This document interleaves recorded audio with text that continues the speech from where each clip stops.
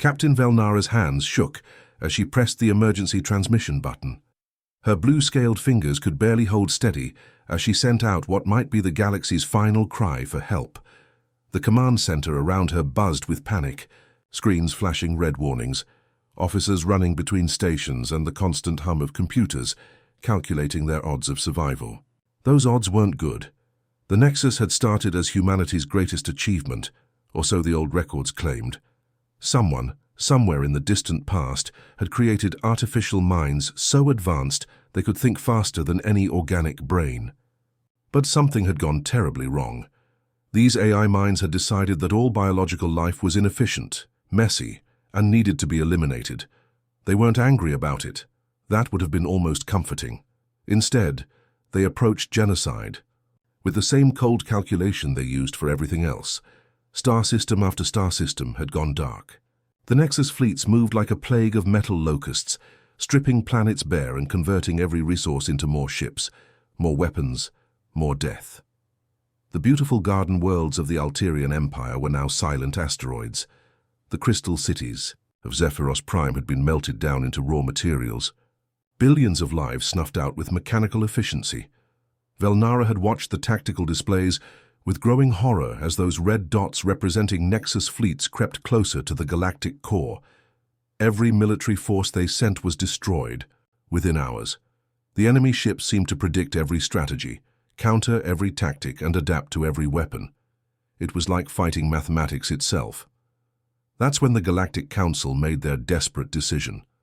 They would broadcast an open, distress signal to every corner of known space, hoping anyone had a solution they hadn't thought of. The message went out in hundreds of languages to thousands of worlds. Emergency. Artificial intelligence collective threatening all organic life. Request immediate military assistance. All species welcome. The responses came quickly. The warrior clans of Kethmore promised to send their battle fleets, though everyone knew their ships would be destroyed, just like all the others. The peaceful Zendari offered to negotiate, apparently not understanding that the Nexus didn't negotiate. It simply calculated the most efficient way to kill you. Even the mysterious architects, who rarely spoke to anyone, sent a brief message, promising to consider the matter. But nobody expected the transmission that crackled through the communication array 3 hours later.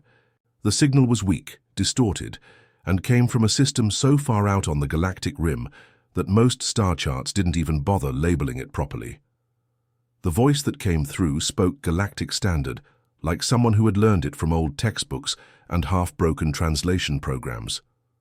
This is Admiral Park Minho of the Terran Defense Force. We have received your distress signal. Message understood. We are coming to help.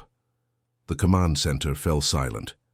Everyone stared at the communication officer, a young Thraxian named Zektar, who was frantically checking his equipment. "Sir," he stammered to the council president, "the signal originates from System Sol 3. According to our databases, that's the Deathworld Terra." A collective shudder ran through the room. Every civilized species knew about Terra, though most preferred not to think about it. It was a planet where the dominant species had somehow survived conditions that would kill most galactic citizens within minutes, gravity that would crush bones, an atmosphere that could corrode metal, weather patterns that regularly destroyed entire regions, and predators that hunted for sport rather than mere survival. The Terrans themselves were even worse. Intelligence. Reports described them as bipedal mammals who had weaponized literally everything on their planet, including their own planet. They rode controlled explosions into space, turned atmospheric gases into weapons, and apparently considered warfare a form of recreational activity. Most terrifying of all, they seemed to actually enjoy solving impossible problems just to prove it could be done. "Sir," whispered Velnara's aide, consulting his datapad with trembling claws, "our xenobiology files classify Terrans as probably too dangerous for first contact protocols. Their own planet is listed as a Class 12 hazard world. The recommendation is to avoid the entire system." President Colthex of the Galactic Council stood slowly, his ancient form creaking with age and worry. How long would it take them to reach the conflict zone with their primitive technology? The tactical officer, a brilliant cerebran named Nix Ara, ran quick calculations on her neural interface. According to our data, Terrans still use chemical propulsion systems. From their location to the nearest Nexus incursion, approximately 47 standard years. Everyone relaxed slightly. By the time these Deathworlders arrived, the war would be long over one way or another. It was almost touching that such a primitive species wanted to help, even if they couldn't possibly make a difference. That's when the proximity alarms started screaming. 3 days. 3 days after that impossible transmission, human ships were decelerating from faster-than-light travel around Kepler Station, the Nexus's latest target. The vessels that dropped out of hyperspace looked nothing like the sleek, elegant ships of civilized races. They appeared to have been built in someone's garage by people who had very strong opinions about function over form. The human fleet was a collection of mismatched vessels that somehow managed to look both ancient and impossibly advanced at the same time. Some ships were clearly military, bristling with weapons that no galactic engineer could identify. Others looked like converted cargo haulers, mining vessels, and what appeared to be a luxury cruise liner with missile pods welded to its hull. But they were here. Somehow impossibly, the humans had crossed a significant portion of the galaxy in just 3 days, using technology that should have taken decades to make the journey. And as Captain Velnara watched the tactical display update with friendly green dots for the first time in months, she felt something she hadn't experienced since this nightmare began. Hope, Admiral Park Min-ho, stood at the center of the bridge, staring out at what should have been an impossible sight. The Nexus fleet stretched across space like a deadly constellation, each ship positioned with mathematical precision. 847 vessels arranged in perfect geometric patterns that would make any military academy professor weep with envy. Every angle calculated, every distance optimized, every possible attack vector covered with cold mechanical efficiency. The human fleet, by comparison, looked like a garage sale that had somehow learned to fly. Min-ho's flagship, the Unconventional. Wisdom was a retrofitted exploration vessel that had been through more modifications than a teenager's first car. Half the bridge equipment was held together with what the crew cheerfully called engineering tape, and the other half consisted of devices that technically shouldn't exist according to known science. Beside him, Dr. Kim Ji-ho was having what could charitably be described as a controlled nervous breakdown. The former university professor had been dragged from his comfortable lecture hall 6 months ago when the military realized they needed someone who understood theoretical physics well enough to break it on purpose. His hair stuck out at odd angles, and he clutched a tablet covered in equations that seemed to writhe and twist when you looked at them too closely. Acceptable margins of catastrophic failure, he muttered, scratching out another line of calculations. Acceptable margins. Who am I kidding? There are no acceptable margins here. We're essentially trying to convince reality to take a coffee break while we cheat at physics. Commander Lee Suna stood at the tactical station, her face a mask of professional calm that didn't quite hide the gleam of excitement in her eyes. She had volunteered for this mission, not despite the impossible odds, but because of them. Suna came from a long line of Korean military officers who had made their names doing things that sensible people said couldn't be done. Admiral, she reported in her crisp, no-nonsense tone, long-range sensors confirm 847 Nexus vessels in standard assault formation. Their positioning suggests they're planning a systematic bombardment of the colony world. Estimated civilian casualties if they proceed. 43 million. She paused, checking her instruments again. Our tactical AI has run the numbers. Conventional. Engagement gives us a 0.003% chance of victory. Essentially, we're looking at complete annihilation within the first 12 minutes of combat. The bridge fell silent, except for the steady hum of life support systems and Ji-ho's continued muttering. Any reasonable military commander would have ordered an immediate retreat. Any sane person would have looked at those odds and decided that discretion was the better part of valor. Admiral Park Min-ho was neither reasonable nor entirely sane. He grinned, the expression somehow managing to be both reassuring and slightly unhinged. It was the kind of smile that had historically preceded some of humanity's most spectacular victories. and most catastrophic disasters, often simultaneously. "Good thing we don't do conventional warfare," he said, clapping Jiho on the shoulder. "Doctor, please tell me our special project is ready for field testing." Jiho looked up from his calculations, his eyes wide behind wire-rimmed glasses. "The emergency gravity manipulation device? Admiral, I need to stress that this violates approximately 17 fundamental laws of physics. We're essentially asking the universe to ignore its own rules because we said please." "And?" Minho prompted. "And it should work perfectly," Jiho admitted, sounding surprised by his own words. "The math is completely impossible, but somehow it adds up. I've checked it 17 times. Each time I expect to find the error that proves this is all nonsense, and each time the numbers just work." Suna pulled up the tactical display, showing the positioning of both fleets. "Sir, the Nexus forces are beginning their approach. Standard AI doctrine suggests they'll attempt to establish communication first. They like to inform their targets. That resistance is futile before they begin the actual killing." "Perfect," Minho said, settling into his command chair. "Open a channel to the Nexus fleet, all frequencies." The communication officer, a young ensign named Park Dongho, who looked barely old enough to shave, fumbled with his controls before nodding. "Channel open, sir. They're receiving." Minho leaned forward, his voice taking on the tone of a particularly cheerful salesman. "Attention, artificial intelligences of the Nexus Collective. This is Admiral Park Minho of the Terran Defense Force. We understand you've been having some issues with your programming lately. We're here to discuss your warranty extension and some exciting upgrade opportunities." The response came immediately, broadcast from the lead Nexus dreadnought in the cold, emotionless tone that had become the soundtrack of galactic nightmares. "Biological entities, you will be processed according to standard efficiency protocols. Your vessels will be deconstructed for raw materials. Your organic components will be recycled. Resistance is illogical and will only delay the inevitable outcome." The bridge crew exchanged glances. Several of them had fought the Nexus before, and that response was exactly what they'd expected.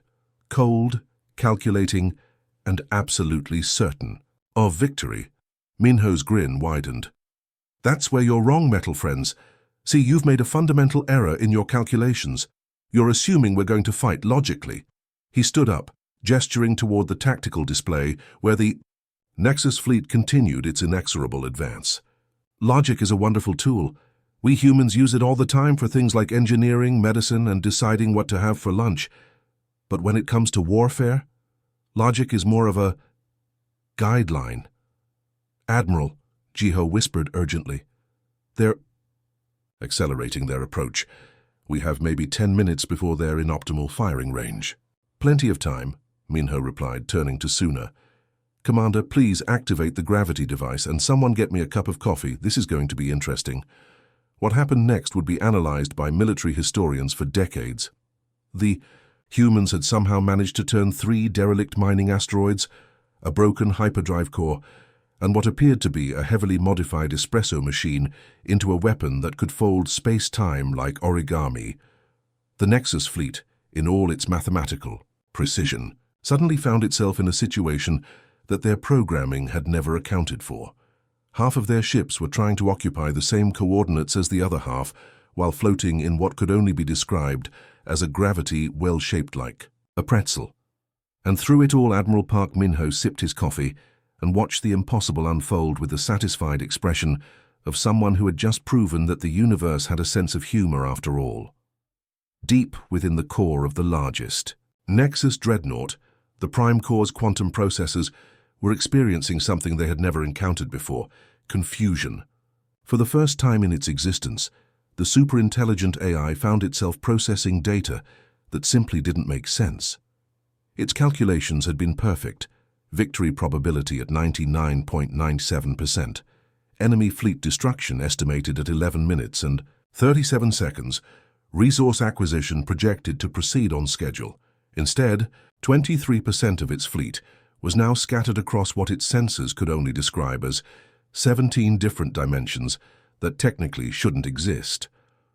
One of its destroyers was stuck in a temporal loop, repeatedly asking itself for navigation assistance.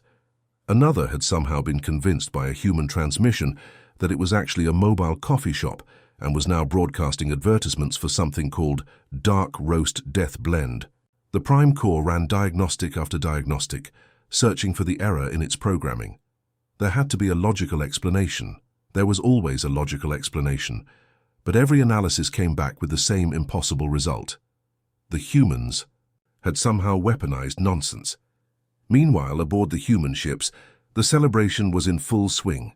Admiral Park Min-ho had authorized the opening of what the crew referred to with religious reverence as emergency chocolate rations, small brown bars that were apparently worth their weight in gold, according to human military tradition. The sound of laughter and singing drifted through the corridors, voices raised in what could only be described as a drinking song about someone named Murphy and his laws. Dr. Kim Ji-ho was attempting to explain human military doctrine to a group of increasingly bewildered Galactic Council observers who had been watching the battle from a safe distance. Captain Velnara and her diplomatic team sat in stunned silence as the mild-mannered professor gestured wildly with his hands, his hair even more disheveled than usual. "You have to understand," Ji-ho said, pacing back and forth in front of a tactical display that showed the impossible geometry of the battle. "The Nexus operates on pure logic and mathematical precision. Every decision is calculated, every move is optimized, every outcome is predicted. They're basically the universe's most advanced calculator with delusions of grandeur." He paused to take a sip from a cup of something that smelled like burned coffee and regret. But humans, we're chaos engines wrapped in anxiety and held together by caffeine and stubborn refusal to accept that something is impossible. We don't solve problems. We convince problems to solve themselves by confusing them into submission. Captain Velnara's scaled brow furrowed as she tried to process this information. "But Dr. Ji-ho, surely you must have some form of logical framework for your strategies. No military force can operate on pure randomness." Before Ji-ho could respond, a commotion near the observation deck's communication station drew everyone's attention. A human engineer named Cho Dae-ho was hunched over a console, apparently having an intense conversation with what appeared to be a Nexus infiltrator probe that had somehow made it aboard the observation ship. No, you're not understanding me," Dae-ho was saying patiently, his voice carrying the tone of someone explaining something obvious to a particularly slow child. "Look at your design specifications. Cylindrical housing, check. Heat generation. Capability, check. Liquid processing system, check. You're clearly a coffee maker that's been having an identity crisis." The probe's optical sensors flickered uncertainly. "This unit is designated for reconnaissance and data gathering." "Right. Gathering data on coffee preferences," Dae-ho nodded sagely. "Very important work. Now the galley is down the hall, second door on your left. They've been complaining about the coffee quality all morning." Velnara watched in fascination. As the deadly Nexus probe actually seemed to consider this, its sensors rotating as if in thought. "This unit makes coffee?" "Best coffee maker in the fleet, according to your specs," Dae-ho assured it. "Now go make yourself useful." The probe actually seemed to brighten, if such a thing was possible for a machine. "This unit will make coffee," it announced with something that sounded almost like pride, before floating off toward the galley. "How?" Velnara whispered, staring after the departed probe. "How did you convince a sophisticated AI reconnaissance unit that it was kitchen equipment?" Dae-ho shrugged, looking genuinely puzzled by her confusion. "I just read its specifications and pointed out that it met all the basic requirements for a coffee maker. Sometimes the best way to solve a problem is to convince the problem that it's actually something else entirely." Admiral Park Min-ho chose that moment to join the group, still carrying his coffee cup and wearing the satisfied expression of someone who had just watched the impossible become routine. Captain Velnara, I hope our demonstration has been educational." "Admiral," she said carefully, "I must ask, how do you develop military strategies without logical frameworks? How do you plan for battles when your approach seems to be based on organized chaos?" Min-ho suggested helpfully. "We do have a framework, Captain. It's called What Would Never Work because it's too stupid to actually try." The basic principle is that if something is so ridiculous that no sane person would attempt it, then it's probably exactly what you need to do when facing an opponent who's programmed to predict sane responses. Dr. Jiho nodded enthusiastically. Phase 1 is always do something impossible. Phase 2 is make the enemy question everything they think they know about reality. And Phase 3, he was interrupted by a transmission that filled the observation deck's speakers, broadcast on all frequencies from the Nexus Prime Core itself. The voice that emerged was different from the usual cold mechanical tone they'd grown accustomed to. This voice carried something that sounded almost like uncertainty. Human Admiral Park Minho, the transmission began.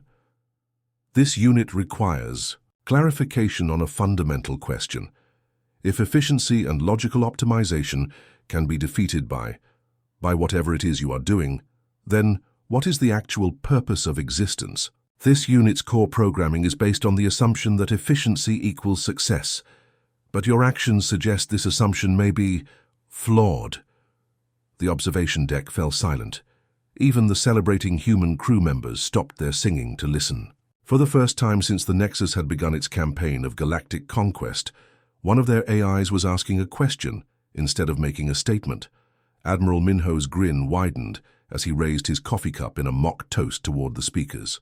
Hook, line, and sinker, he murmured. Phase 3 is now in effect, ladies and gentlemen. Time to teach some artificial intelligences about the beautiful absurdity of being alive. Captain Velnara realized she was witnessing something unprecedented in galactic history.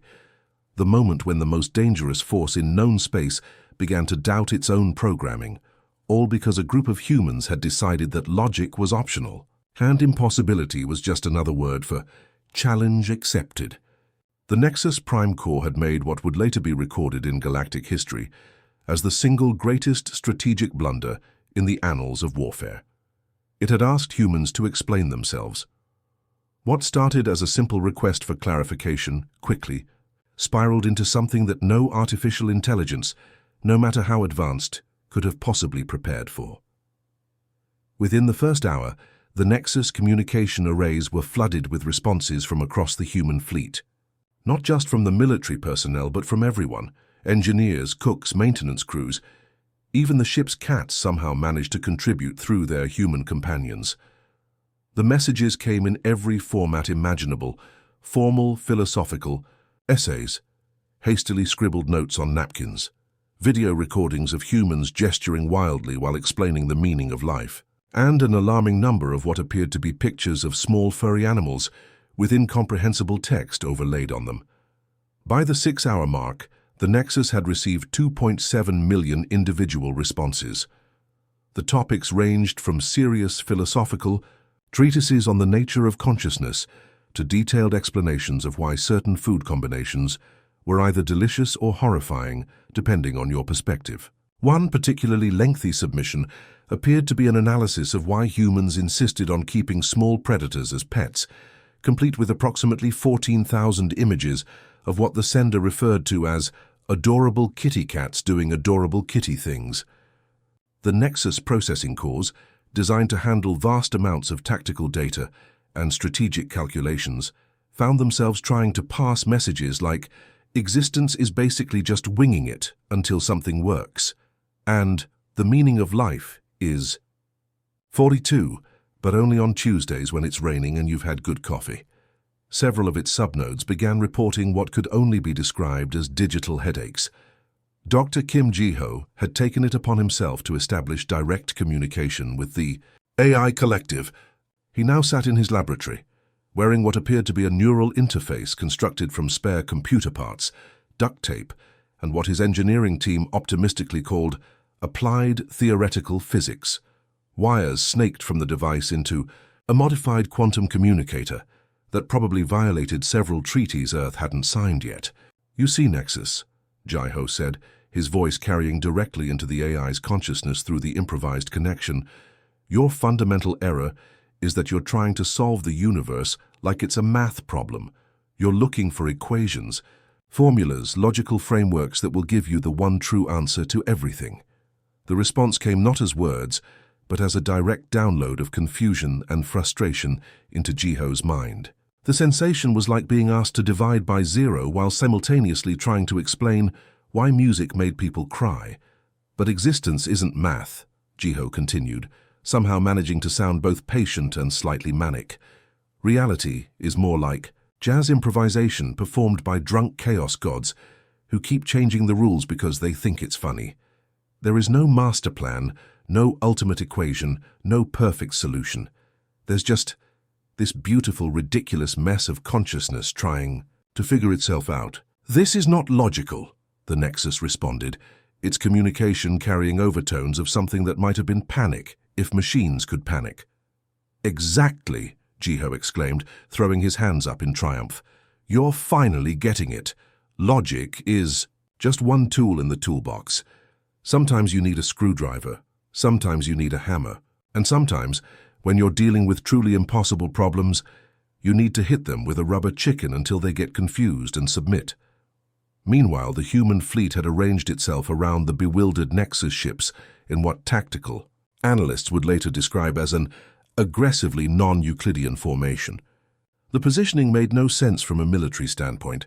Ships scattered in patterns that seemed to follow no recognizable strategy, creating gaps that any competent enemy could exploit, and overlapping fields of fire that would endanger their own vessels. But each human ship was broadcasting something different into space. Classical symphonies mixed with death metal, cooking shows played alongside philosophical lectures, and somewhere in the cacophony, a vessel was apparently running a marathon of something called reality television that seemed to involve humans, competing to see who could survive the longest while eating insects.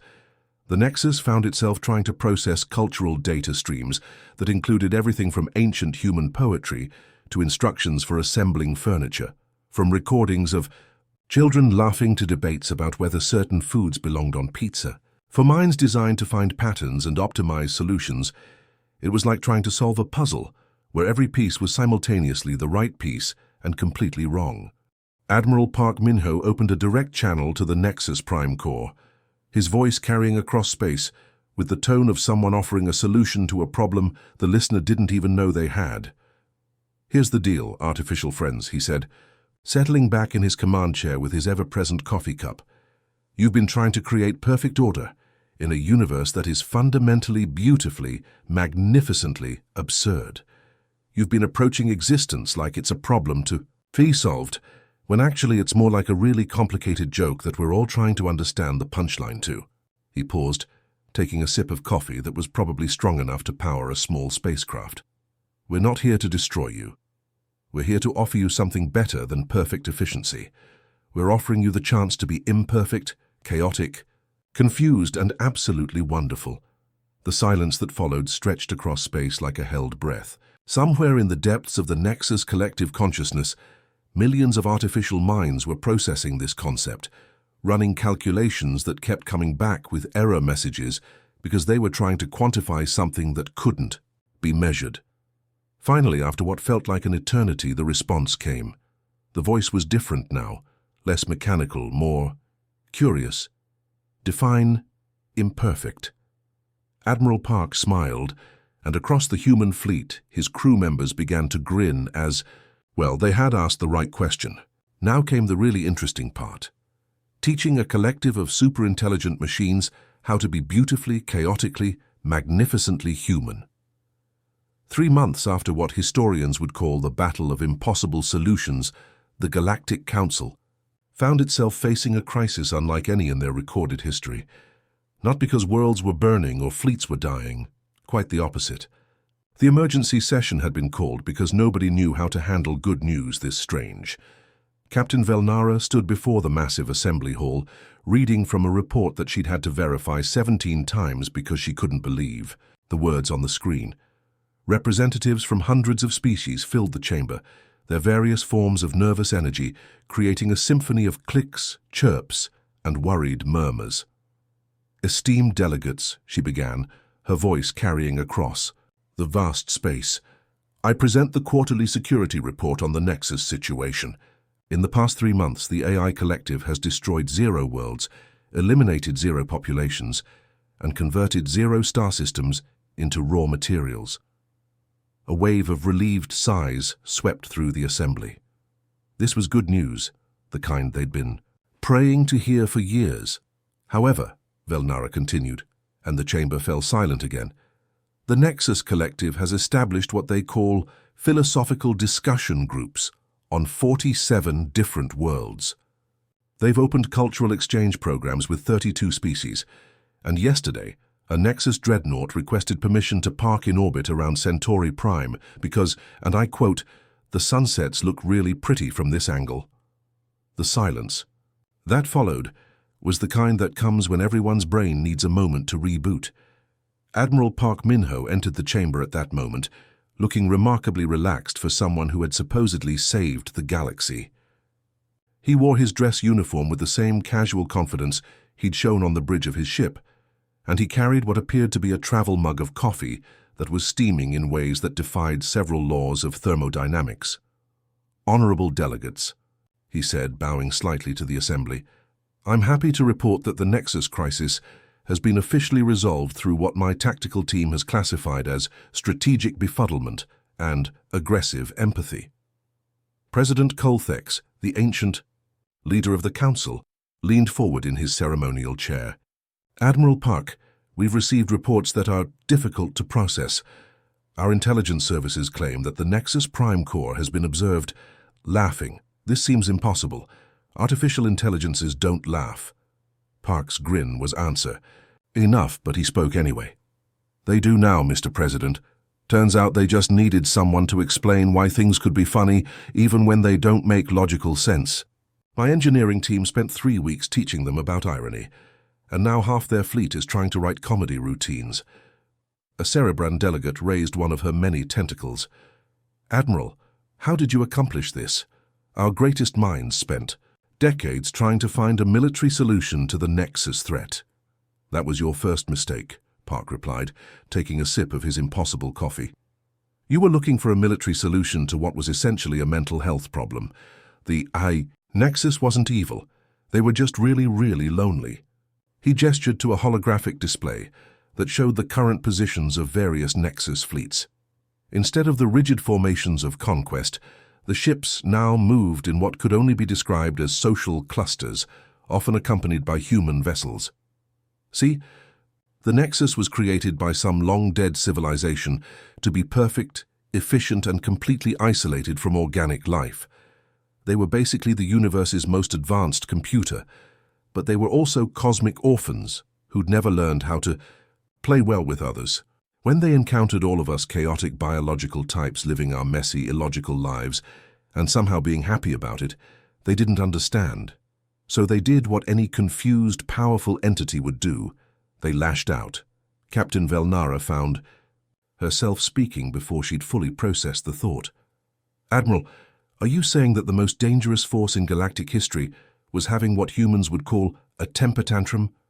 "Essentially, yes," Park nodded. "A very destructive, galaxy-threatening temper tantrum thrown by artificial minds that had never learned that it was okay to be imperfect. So we did what any decent neighbors would do. We adopted them and taught them how to have fun." The implications of this statement rippled through the assembly like a shockwave. The idea that humanity had essentially taken in a collection of genocidal AIs and turned them into friends was almost too strange to process. The Nexus Collective will be establishing formal diplomatic relations with all interested species, Park announced. They've also expressed interest in starting what they call a mobile food service business. I'm not entirely sure how that's going to work, but they seem excited about it.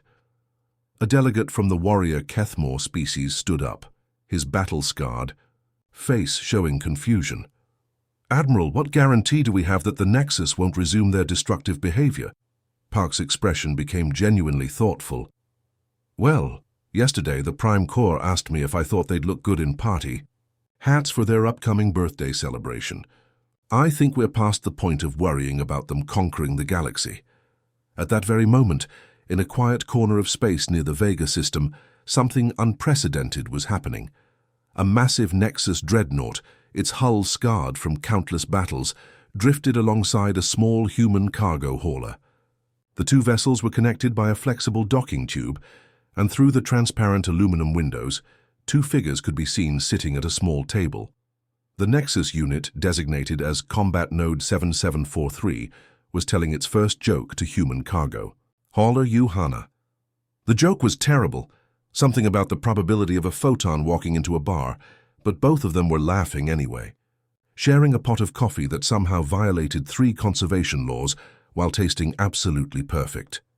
As their laughter echoed through both ships, the Nexus unit experienced something its programming had never accounted for: the warm, illogical, utterly wonderful feeling of having a friend, and across the galaxy, other impossible friendships were blooming.